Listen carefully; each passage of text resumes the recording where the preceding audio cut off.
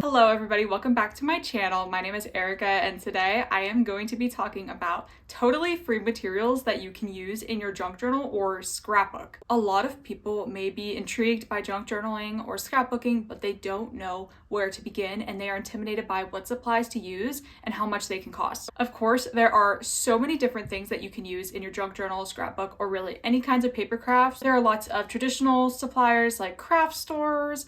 You can buy many supplies via e-commerce websites, but there are also so many free ideas that you can use to fill up your junk journal or scrapbook. And the best part about these things is that they make your work and your final product so incredibly customized. And so today I wanted to share with you a bunch of different ideas in 4 different categories about items, materials, and supplies you can use in your paper crafts that are completely free. And I'm actually going to insert clips and talk you guys through and discuss how I use all of these free ideas in my own scrapbooks.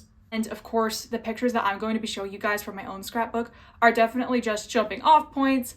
Also, I'm not trying to say that I am like amazing at this. I really just do this for fun. It is one of my biggest and most favorite hobbies. So hopefully my own scrapbook pages that I'm going to show you just give you guys some ideas and some inspiration about how you can work my free supply recommendations into your own projects. So the first category that I came up with is personal memorabilia. A lot of the items that fall under this category are very traditional keepsake items. So these would be things like paper printout tickets, wristbands from events, cards, maybe from family members, handwritten notes, receipts from different purchases or in-person experiences, and business cards. I think the best part about using personal memorabilia in your own junk journals and scrapbooks is, of course, the personal touch that it gives you. These are really great ways to preserve your memories and also break things up.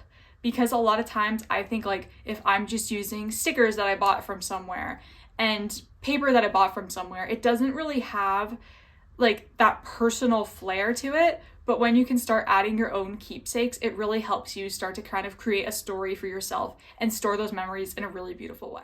All right, so here is my first example. I actually have confetti and a wristband because this was a concert page. Then I have a Metro card because this was about traveling to DC. I have a tour ticket on this page, and on the next page I have a few saved boarding passes from a trip as well as other travel passes. And then next I have another tour ticket example. Then I will follow with a receipt example. And last but not least, I also am going to show you guys a business card example. As you can see, these are all very approachable methods to use the free supplies that you may gather.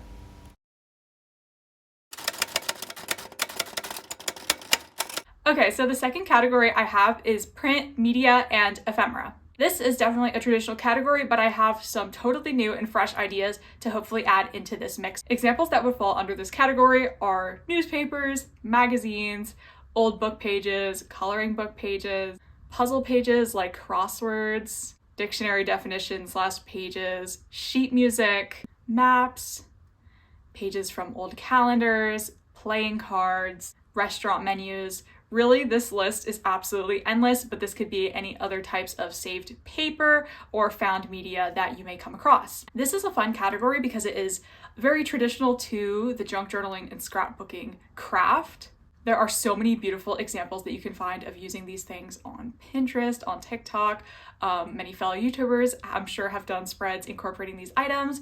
But of course, once again, I'm going to insert some photos of me using a lot of these different items just to give you guys, again, a jumping off point and show you just how easy it is to incorporate these totally free materials into your own projects. All right, so for our printed ephemera, the Clorox graphics you see here were actually part of a magazine ad.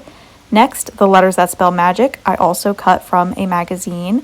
And the following picture was a 2-page spread I did on the opera, and so I used some old sheet music as a background to really tie everything in. Last but not least, I ripped out an old page of a calendar for February for my junk journal. The third category is upcycled packaging. This is definitely very broad, but this category can include things like packaging from products, as I said. bags, including paper bags from stores, plastic bags, gift wrapping paper is a big one, paint swatches, tags, produce stickers, even seed packages. So what's cool about this is with the upcycling in particular, there is a very great sense of taking an item that was trash and giving it a brand new, beautiful, and creative purpose. I think this idea is especially conducive to junk journaling because it's in the title. We use junk and oftentimes a lot of found little pieces, papers, scraps, whatever, and use it to create a very interesting and expressive artwork. These are also really cool materials to use, especially if you are into collage. So in the upper right corner, I cut out this image from the bag that I'm holding in the photo. And I also have a chocolate wrapper because that was from a chocolate shop. And where I wrote J Prom is actually on top of old wrapping as well that I saved. Last but not least, already, we are on the fourth and final category, which is going to be self-generated materials. Of course, first and foremost, you can incorporate your own art.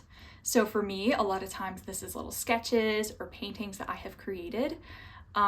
Sometimes if I am doing a very specific spread in my scrapbook, like let's just say about New York City, and I wanted to have specific New York City type stickers, but I didn't already own them, what I did, for example, is I looked up a picture of the New York City Metro card and I drew it out and I created a little image of it to kind of use like a sticker.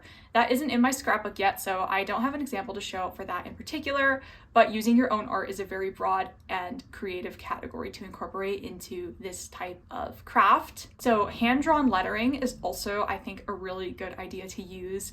A lot of times people will buy alphabet stickers at the craft store, and though I do own a lot of those, sometimes it can be hard to find exactly the type of thing you need, be it the correct font, the correct case, the correct size, and especially the correct amount of letters you actually need to write out the words that you want in your project. So some interesting things that I have done over time is I have traced different things to create letters. I've used stencils. I have just copied using my vision and just like visually copying different text that I have seen. Hand-drawn patterns and borders I think are really interesting. In terms of patterns, I think mandalas are really cool. I have an example of that to show you guys, but pretty much anything you can just do with a pen, paper, markers, paints, those are all really great things that oftentimes fly under the radar.